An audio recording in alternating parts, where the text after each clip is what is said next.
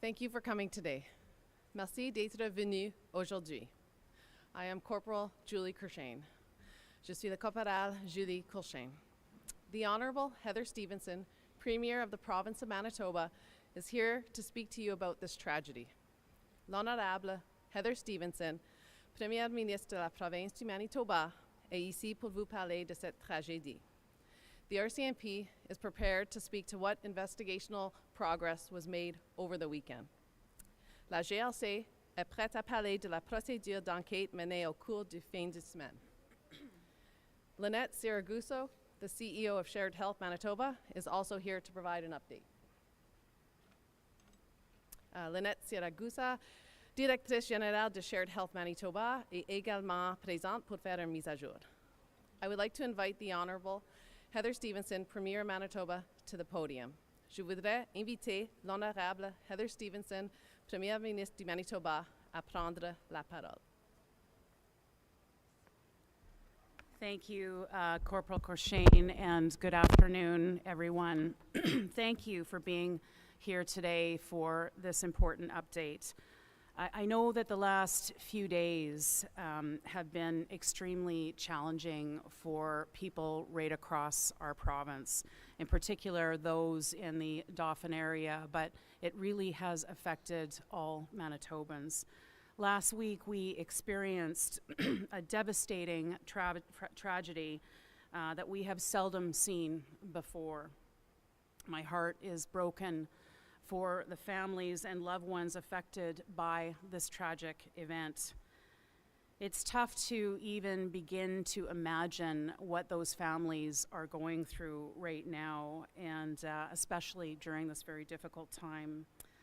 And I'm sending, on behalf of all Manitobans, our deepest condolences to those who have lost loved ones, and our prayers are there for those who are continuing to fight for their lives in hospital.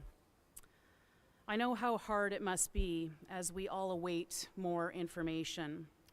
Please know that our first responders, the RCMP, and health officials are working around the clock to ensure that we get as much information out to you as possible in a timely way. Everyone involved is working diligently and showing their true Manitoba spirit to support one another during this difficult time. To the first responders, to the dedicated healthcare staff, the RCMP, to STARS, thank you from the bottom of our hearts for the incredible work that you have done during this very difficult time. Manitoba is a province where everyone knows everyone. These are our friends, these are our neighbors, these are our loved ones, these are members of our community. This tragedy is felt not just by Dauphin, but by people right across our province. We're a small prairie province with a mighty heart. And I'm proud of all the incredible individuals who are helping where they can. Just this past Saturday, I was out in Carberry at the Carberry Cypress Langford Fire Hall barbecue. And it was absolutely heartwarming to see the wonderful people band together for those in that community. They came from communities right across our province, from fire halls in different areas and different communities. There were reeves and mayors that came from different communities and citizens right across our province. And I think it shows, it's indicative of who we are as Manitobans. When times get tough, we band together and we help and we support one another.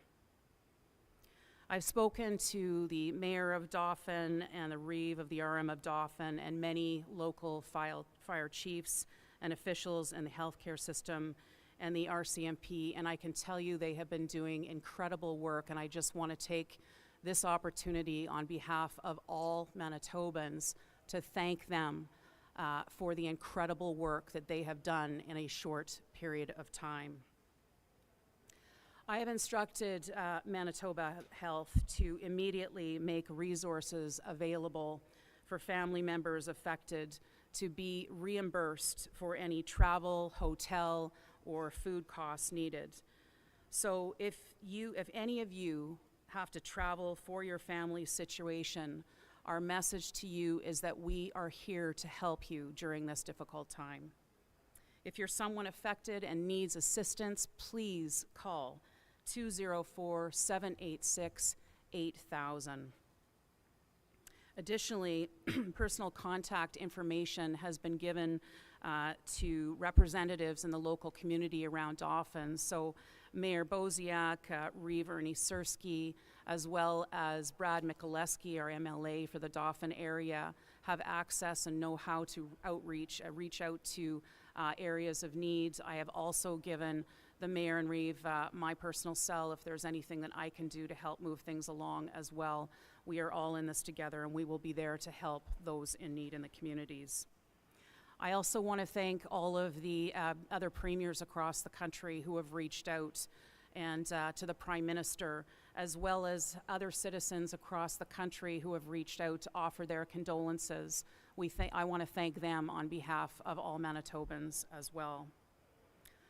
Right now, our province is grieving, and we thank everyone for standing with us during this very difficult time.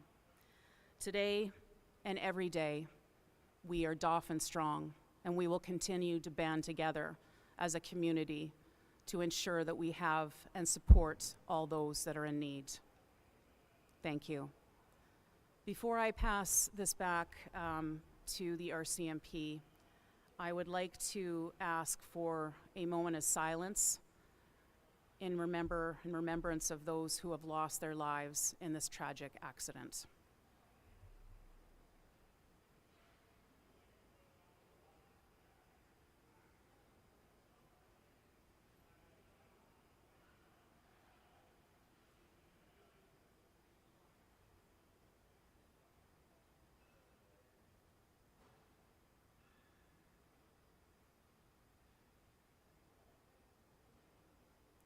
Thank you.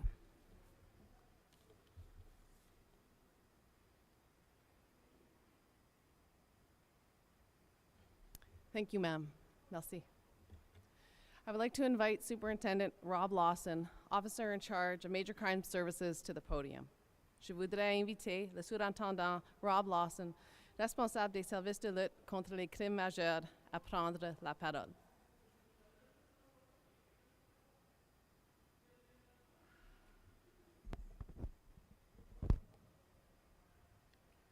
Thank you, everybody, for coming today.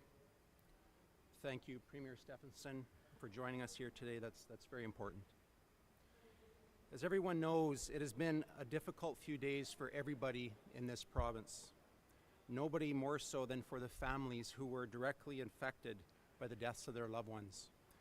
Being informed on Friday that their loved one is now believed to be among the deceased is very difficult. I can assure you that our investigators worked tirelessly throughout the weekend, continuing to look for the answers as to what occurred on the highway on June 15th, where 15 of our friends and family were deceased.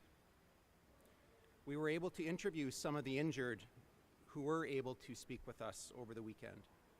This is a very important part of the investigation, hearing from the people that were actually there. These were tough interviews to conduct. These details, however, can't be divulged at this time, as there is some important details to the investigation, and those answers will come at the right time.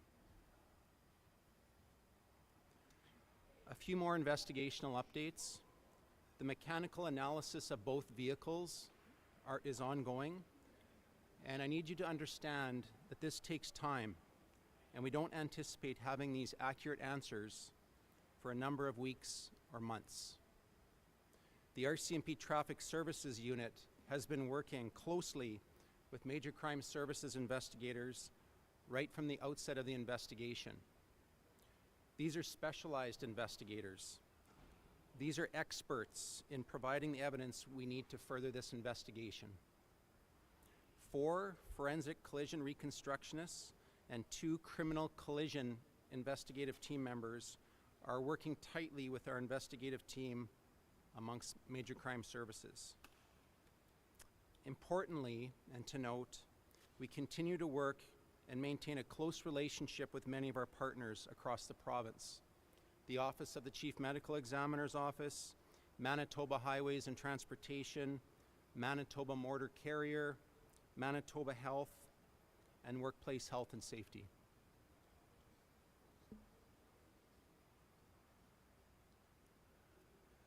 The autopsies of the deceased have started. This will begin the process of identifying the victims and will provide more information that will greatly assist our investigation and bring more closure to the family. Importantly, all steps are being taken to get the answers as efficiently as possible, keeping in mind, like I said in previous media releases, that accuracy is paramount, something that will not be sacrificed in the name of expediency. I have checked with our investigative team, who have been providing me very timely updates and briefings. They are in the thick of this investigation and are lasered focused on the task ahead. For the members, a critical incident debrief has occurred for the officers who were first on scene at the site of the collision. Supports have been made available for those who are in need for them. I wish I could always give more answers than I can right now, because I know this is very important and needed at this time. However, I know everyone has many questions about what has happened, and I assure you that these answers will come. We respect and appreciate the public's patience. But now comes the tough part for everyone, the methodical, precise investigative steps that are necessary to reach such a conclusion that does take time to do properly. These steps take time. I assure you that our intent, much importantly, is to keep the communication flowing and as transparent as possible. We will continue to communicate what is happening in regards to this investigation, and know you understand we are now entering a phase where those answers will be a bit further apart due to investigational steps. We plan on having a press conference in the coming days to focus on the families. Details of that will be provided as soon as they are available. Thank you for the outpouring of support from across the province and from across Canada for our officers and all of our partners that were involved in this terrible tragedy. Thank you very much.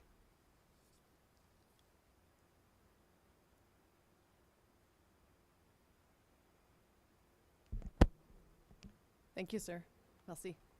I'd like to invite Inspector Tim Arsenault of Major Crime Services to the podium to read the statement in French.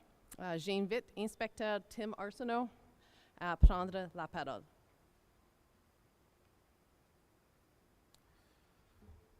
Bonjour. Merci, Madame le Premier ministre Stefanson, d'être ici avec nous aujourd'hui. Les derniers jours ont été difficiles pour tout le monde au Manitoba. Mais plus que tout, les derniers jours ont été difficiles pour les familles qui ont appris la terrible nouvelle qu'un de leurs êtres chers serait parmi les morts. Nos enquêteurs ont travaillé toute la fin de semaine à chercher des réponses sur ce qui est passé le 15 juin et qui a causé la mort de 15 personnes. Nous avons pu parler à quelques-uns des blessés durant la fin de semaine. C'est une partie très importante de l'enquête, avoir le témoignage de ceux qui étaient là. L'analyse mécanique des deux véhicules est toujours en cours. Ce processus est long et nous n'attendons pas de résultats pour quelques mois encore. Le service de la circulation de la GRC travaille de près avec le groupe de crimes majeurs depuis le début de l'enquête. Ces enquêteurs spécialisés sont des experts pour trouver les preuves nécessaires pour faire avancer notre enquête. 4 enquêteurs chargés de la reconstruction des collisions, ainsi que 2 enquêteurs de l'équipe de collision criminelle sont sur place avec le groupe de crimes majeurs.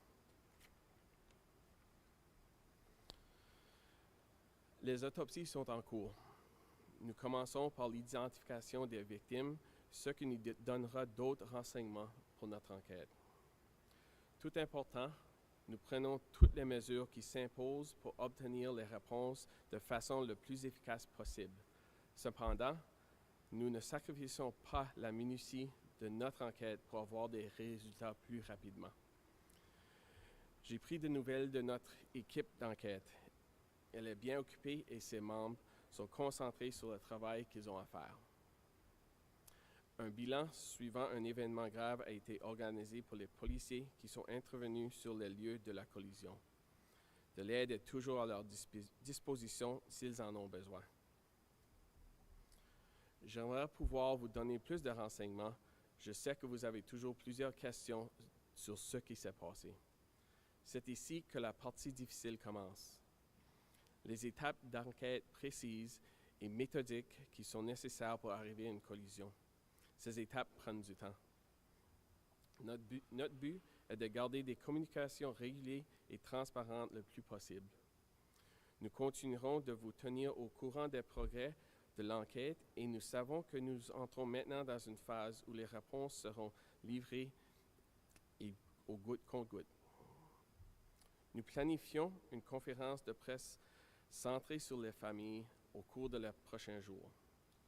Les détails vous seront transmis dès que possible. Merci pour tout l'appui montré envers nos policiers qui étaient venus des autres provinces et à travers le pays. Merci.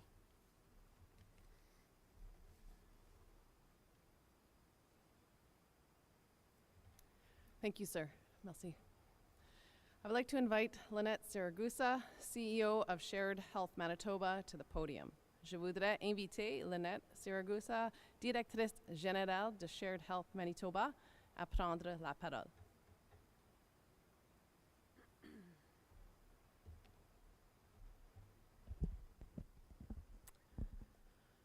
I can provide an update on the patients involved in the devastating collision last Thursday.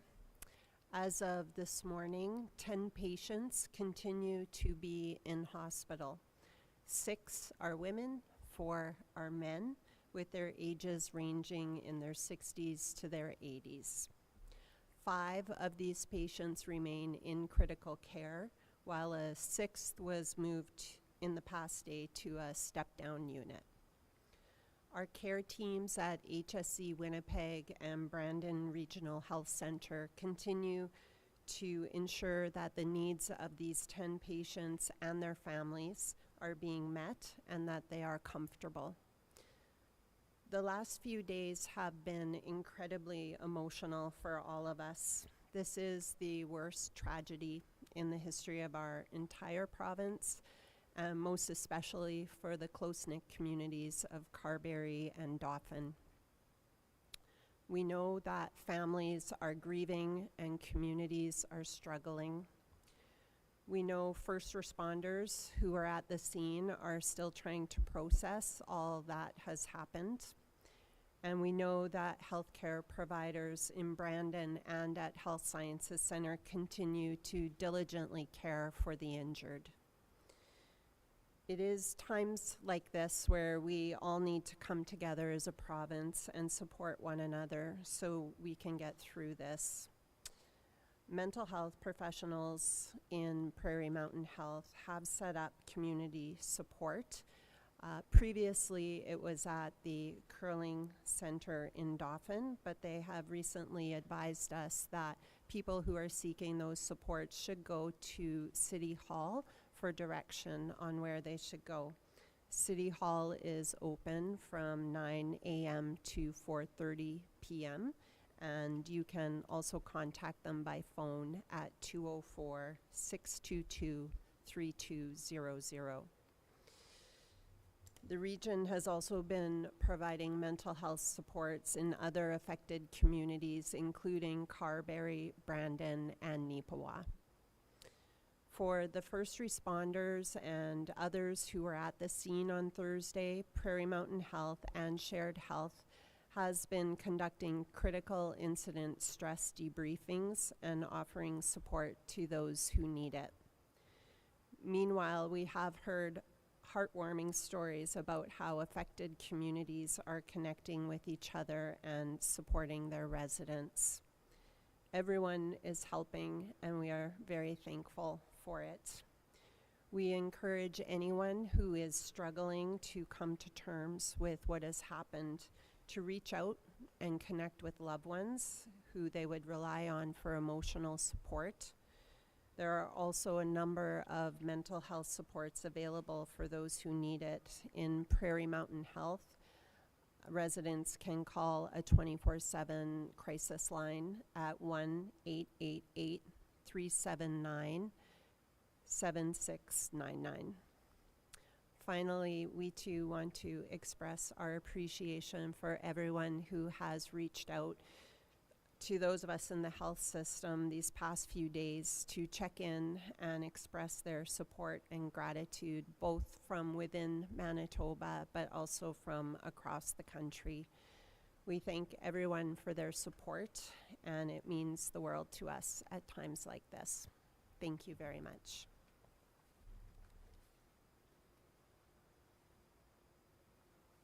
Thank you, ma'am. Merci. We will now take questions. We do have a microphone set up just over here for the reporters. Nous allons maintenant répondre aux questions. Superintendent, can you just tell us if you've been able to speak with the driver of the minibus yet?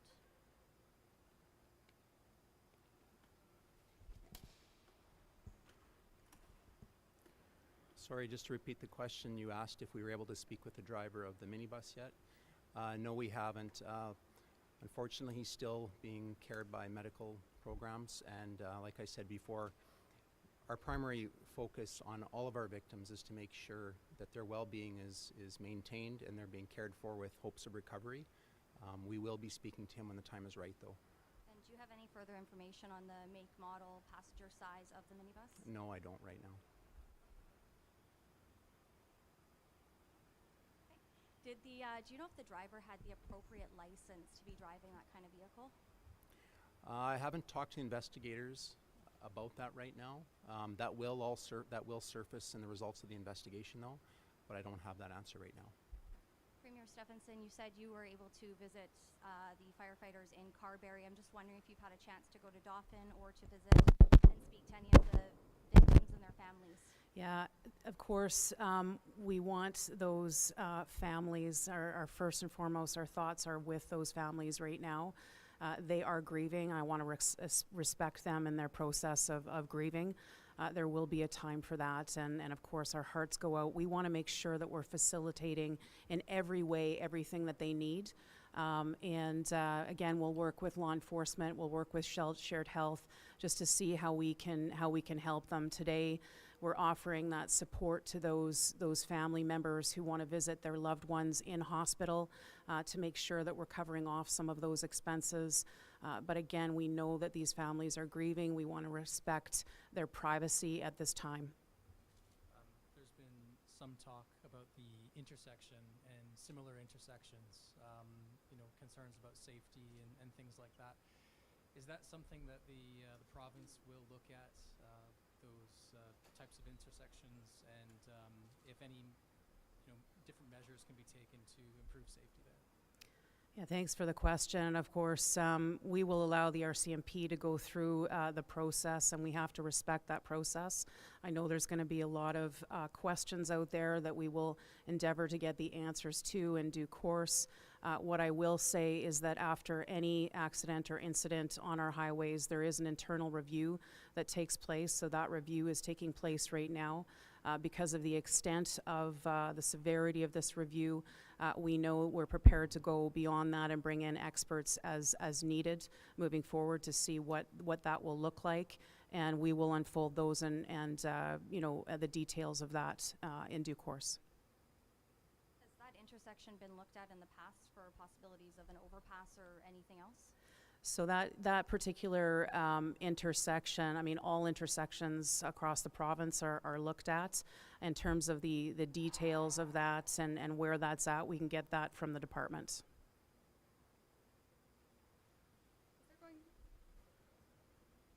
Is there going to be a kind of a centralized place for donations or anyone wanting to support the victims? I know sometimes in tragedies like this, people make fake GoFundMes, for example. Is there any plans for the province to help out with that? Yeah, so we can certainly, we want to work together with all communities to ensure there has been an outpouring of support, not just across Manitoba, but across the country. So whatever we can do to help coordinate those efforts, we will do that. Superintendent Lawson, I'm wondering if you might be able to talk about what the most complex part of this investigation is right now for your team. That's a very good question, and just to reiterate the question was, you asked me about what the most complex part of the investigation is.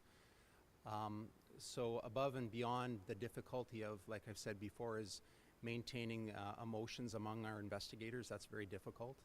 But the most complex part of it is like I said, we have to determine accurate answers. And when I talk about accurate answers, we mean, was someone at fault here?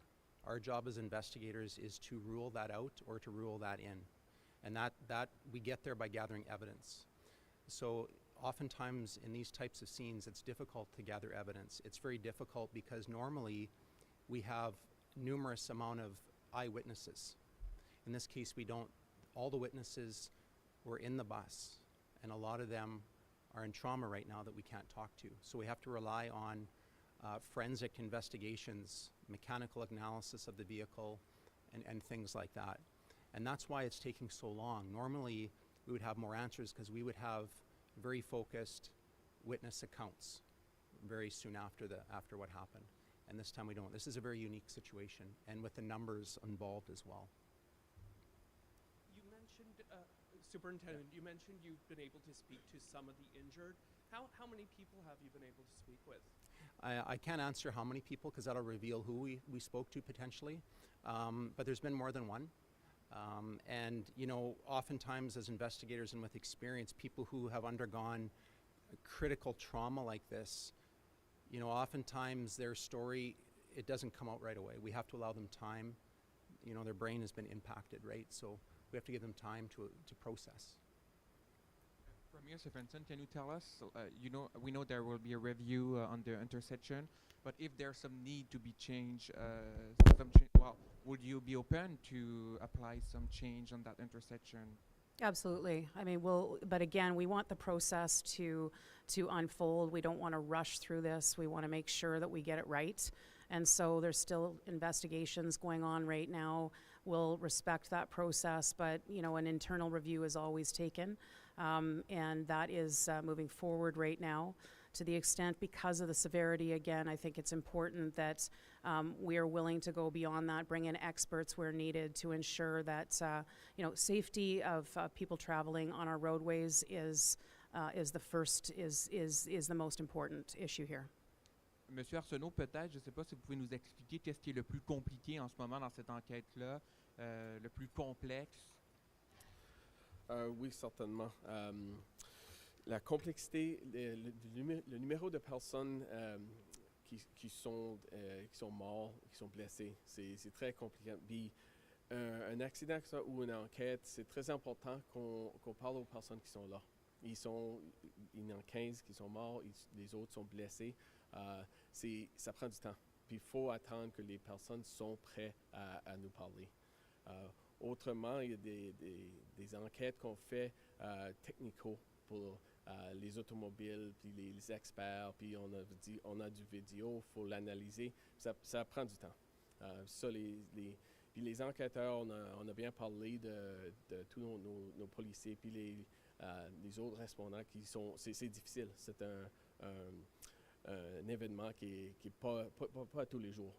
Puis les émotions que Superintendent Lawson a parlé de, chaque jour j'en parle avec mes enquêteurs, puis on va faire certains qui ont leur temps aussi dans le processus. Est-ce qu'on sait combien de personnes ont été rencontrées, puis quels sont le genre de discussions qu'on a avec les gens qui ont été blessés dans cet accident-là? C'est comme on dit, on n'est pas préparé à mentionner le nombre, c'est plus qu'un.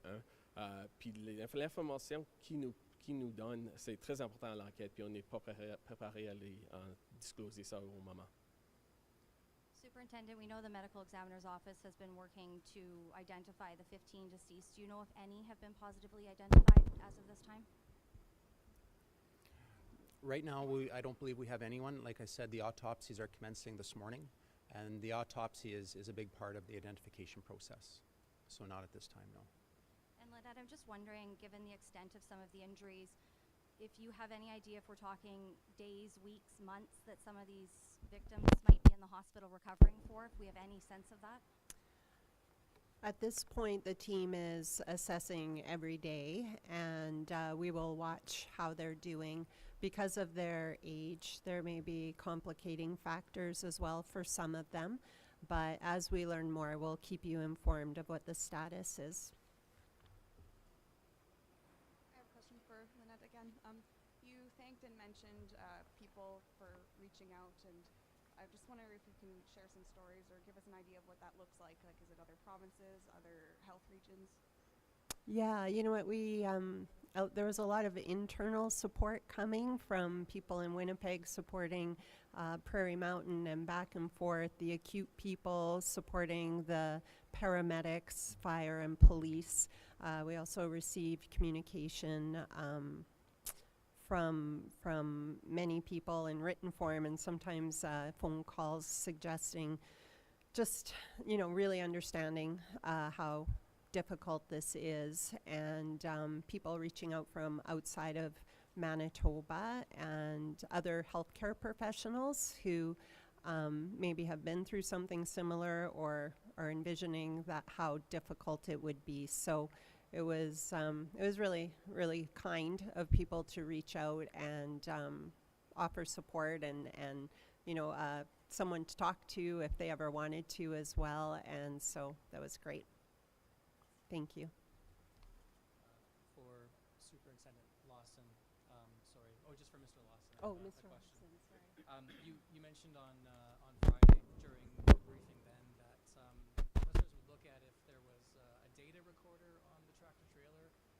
Have you determined if there was a data recorder? That's a very good question, because that's a big part of the investigation that will tell us a lot of information. I don't know if they have it actually right now, but when we do that we're hopeful that's going to tell a lot of story. Right. And for the analysis of both vehicles, is that done by the RCMP, or do you have experts from other Yes, agencies? yeah, we have experts, but a lot of it is done by the RCMP. We have experts that look at that, but then we'll contract certain parts out, to do that analysis for sure. The bus, that was involved, was that vehicle equipped with seatbelts? I don't know that right now. As you could see on the media coverage, that vehicle was very engulfed and destroyed at the scene. So that's going to be part of this overall analysis to determine exactly what was in that interior of the vehicle, how the seats were situated, etc. For sure.